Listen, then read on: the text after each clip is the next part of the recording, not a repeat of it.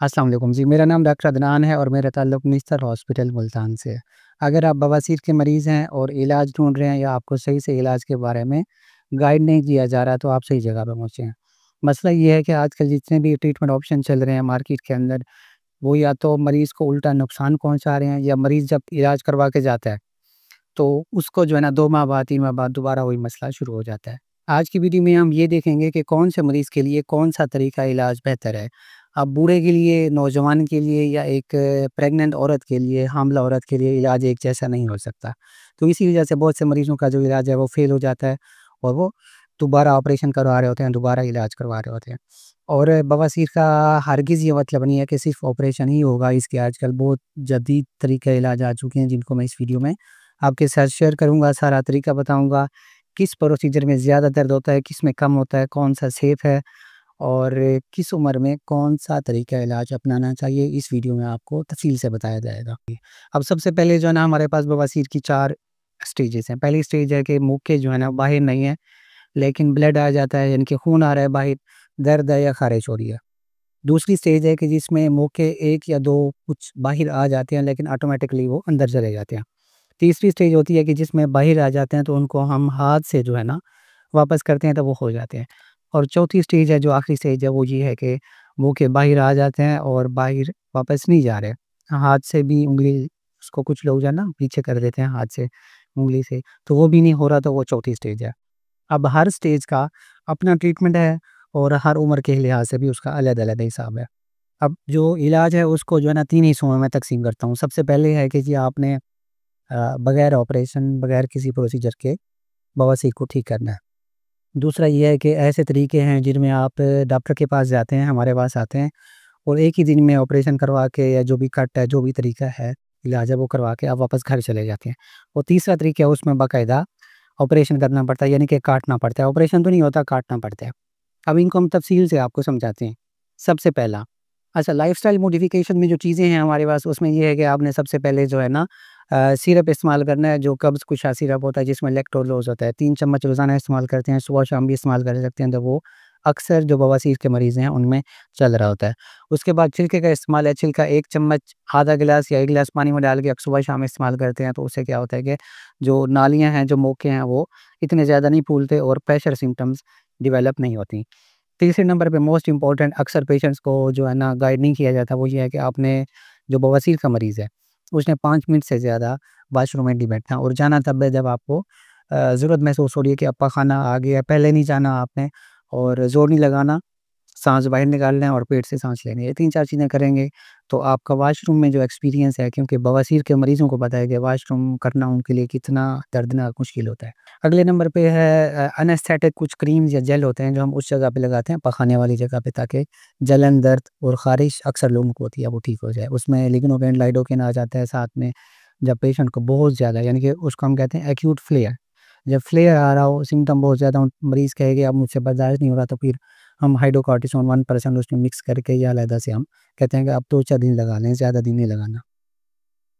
इसके बाद अगर इससे भी थोड़ा-सा मसला ज़्यादा है तो फिर हम कुछ ड्रग्स जिनको हम कैल्शियम चैनल ब्लॉकर या दूसरी किस्म कहते हैं वो यहाँ पे मैं बताऊँगा तो वो फिर मिसयूज़ होती है। उसको भी जो है ना इस्तेमाल किया जाता है, हम मरीज़ों को देते हैं ताकि जो सिम्पटम्स हैं, जो अलामत है मरीज़ की वो थोड़ी-सी उसका जो लाइफ़स्टाइल है वो बेहतर हो सके। सीट्स बाथ ऐसे होते हैं कि आप टब में नीम गर्म पानी में, हल्के पानी में आप बैठ जाते हैं, आपका पेल्विक एरिया उसके अंदर आ जाता है, उसे उसके अंदर आ जाता है तो उससे क्या होता है कि आपका जो है वेसल्स हैं, जो वो इलाका है जहाँ पे मोके हैं वो थोड़े से कम साइज़ में रहते हैं, ख़ारिश वगैरह ख़त्म हो जाती है, जलन ख़त्म हो जाती है। कुछ पेशेंट में सपोज़िटरीज़ भी दी जाती हैं। दूसरे नंबर पे जो इलाज है उसमें ये है कि मरीज़ ने ऑफ़िस में जाना है डॉक्टर के, उसी दिन आपका ऑपरेट होगा या प्रोसीजर होगा और आपने उसी दिन ही वापस अपने काम को लौट जाना है। ठीक है, इसमें जो है ना ज़्यादा कोई बड़ा ऑपरेशन नहीं होता और मरीज़ के लिए भी आसानी है, कोई एडमिशन वगैरह आपका नहीं होता। 1-2 टेस्ट होते हैं नॉर्मल से वो करवा के आप सर्जरी के लिए फिट हो जाते हैं। इसमें सबसे पहले है rubber band ligation. Rubber band ligation जिसको छल्ला चढ़वाना कहते हैं हमारी लैंग्वेज में, मरीज़ों को अक्सर मरीज़ हमारे पास है ना वो कहते हैं डॉक्टर साहब हमें छल्ला चढ़वाना है, उनको पहले से पता होता है। तो छल्ला चढ़वाना क्या होता है कि बैंड लाइगेशन जो मोका है उसकी जो बेस है, जड़ है, वहाँ पे जो है ना हम 1 से 3 1, 2 या 3 छल्ले चढ़ा देते हैं और उसके बाद पेशेंट को भेज देते हैं। उससे क्या होता है कि उसकी जो खून की सप्लाई है उस मौके की वो बंद हो जाती है। ऐसा-ऐसा वो जो है ना खुश्क होके गिर जाता है, पखाने के साथ बाहर आ जाता है। अब इसमें एक ध्यान करना होता है कि जो मुँह है, जो छल्ला है उसको हमने डेंटेट लाइन से ऊपर चढ़ाना है, उसके नीचे नीचे नहीं चढ़ाना है। अगर नीचे चढ़ाएँगे तो मरीज़ के लिए भी मसला होगा, मरीज़ दोबारा आ जाएगा कि डॉक्टर साहब मेरा मसला हल नहीं हुआ। दूसरे नंबर पे इंजेक्शन स्क्लेरोथेरेपी, ये एक टीका होता है जो गोश्त के थोड़ा-सा नीचे करके हम लगाते हैं सबम्यूकोसा के अंदर। इसमें क्या होता है, पोलिडोकानोल होता है, लिक्विड फॉर्म में होता है और साथ में जेल फॉर्म में भी होता है। एक हिस्सा इसका 3 से 4 हिस्से साथ में किसके होते हैं, हवा के होते हैं। तो ये हम इंजेक्शन की सूरत में अबाउ द डेंटेट लाइन गोश्त के अंदर उसको लगाते हैं और उससे क्या होता है कि जो एरिया है वो सारा एक किस्म का जम जाता है या जल जाता है, इस किस्म का समझ लें। तो वो होगा, उससे क्या होगा कि जो खून की सप्लाई है वो आगे नहीं आएगी मौके की तरफ, वहीं पे वो ख़त्म हो जाएगा। इसको कहते हैं टीके वाला इलाज, टीका टीका लगवा के जो है ना मरीज़ ठीक हो जाता है। इसमें भी सेशंस होते हैं और जो मैंने आपको उसका छल्ले वाला बताया उसमें भी सेशंस होते हैं। यानी कि आज अगर हमने छल्ला चढ़वाया है फिर उसको हम 2 हफ्ते बाद या 3 हफ्ते बाद दोबारा बुलवाएँगे और 3 से 4 सेशंस होते हैं, उसके बाद मसला उसका हल हो जाता है। ऑफ़िस प्रोसीजर्स में अब तीसरे नंबर पे है इंफ्रारेड कोआगुलेशन, ये है शुआ के ज़रिए इलाज। इसमें क्या होता है कि हम उस जगह पे 60 से 70 डिग्री सेंटीग्रेड तक जो है ना हीट फेंकते हैं किसकी सूरत में? लाइट की सूरत में। तो उससे क्या होता है कि वो जो जड़ है मौके की वो जल जाती है। रेडियो फ्रीक्वेंसी एब्लेशन, इसमें क्या होता है कि 60 से 70 डिग्री सेंटीग्रेड तक हम रेडियो वेव्स फेंकते हैं मौके की जड़ के ऊपर। अब ये डिपेंड कर रहा होता है कि कौन से सेंटर में किस डॉक्टर के पास आप गए बैठे हैं और उसके पास कौन से ऑप्शन हैं। कुछ लोगों के पास ऐसी मशीनें नहीं होती तो वो फिर और तरीके इस्तेमाल कर रहे होते हैं। तो रेडियो फ्रीक्वेंसी में भी यही होता है, जड़ से उसको हम अलग कर देते हैं। अच्छा जी, क्रायोथेरेपी क्रायोथेरेपी आजकल नहीं होती। क्रायोथेरेपी ये है कि आपने उस इलाके को जहाँ से पखाना आ रहा है और उसे 5 से 6 सेंटीमीटर ऊपर सारे इलाके को बहुत ज़्यादा ठंडा कर देना है। -90 तक टेम्परेचर इसका पहुँचाना होता है और इससे क्या होता है कि जब इतनी ठंड होगी, तो जो मौके हैं वो बिल्कुल ख़त्म हो जाते हैं, फ़ारिग हो जाते हैं, लेकिन ये आजकल नहीं किया जाता।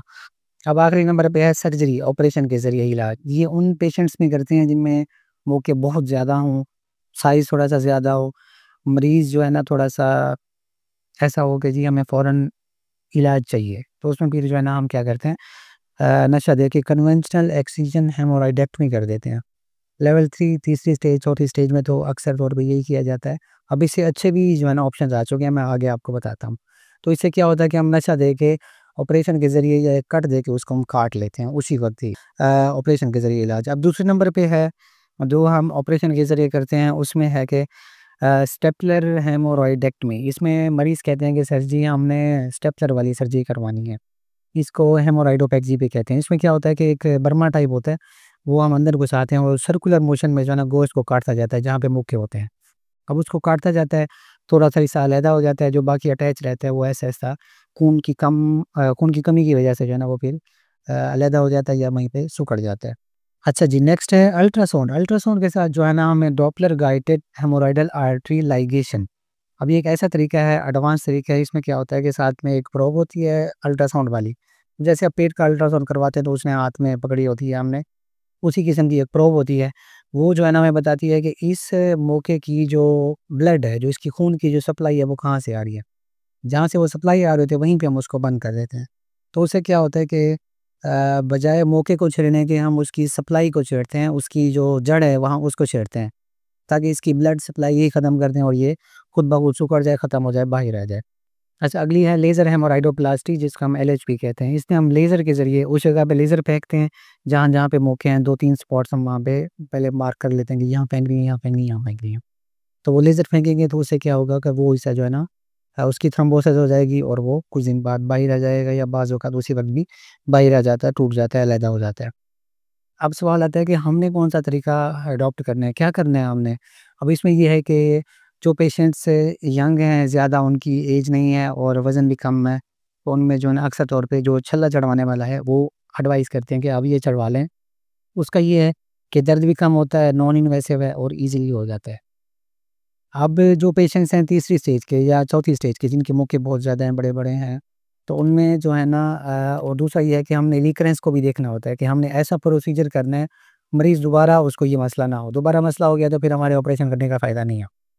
अब इसके लिए जो है हम ऑपरेशन के ज़रिए जिसको हम कट कर देते हैं, एक्सिजनल हेमोराइडेक्टमी जिसको हम कहते हैं, वो एडवाइस किया जाता है। इसमें दर्द होता है थोड़ा बहुत, नशा भी हल्का-फुल्का दे दिया जाता है, लेकिन ये है कि इसका जो मामला है वो जड़ से ही इसको ख़त्म कर दिया जाता है।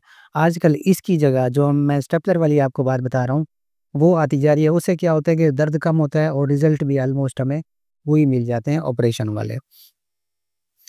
और जो मोस्ट एडवांस्ड प्रोसीजर्स हैं पाकिस्तान में, पता नहीं अब शायद कहीं पे हो रहा हो, इसमें होता है कि अल्ट्रासाउंड गाइडेड जो हेमोरेडियल आर्टरी लाइगेशन है, वो करते हैं। ये मोस्ट एडवांस है, इसमें किसी किस्म का पेन नहीं होता, कोई इतना बड़ा प्रोसीजर नहीं है, लेकिन इसके लिए स्पेशलिटी भी चाहिए, साथ में हमें टूल्स भी चाहिए। अब जैसे जो लेज़र वाला है, लेज़र वाली मशीन भी थोड़ी-सी महंगी है, तो वो अक्सर डॉक्टर्स के पास नहीं होती।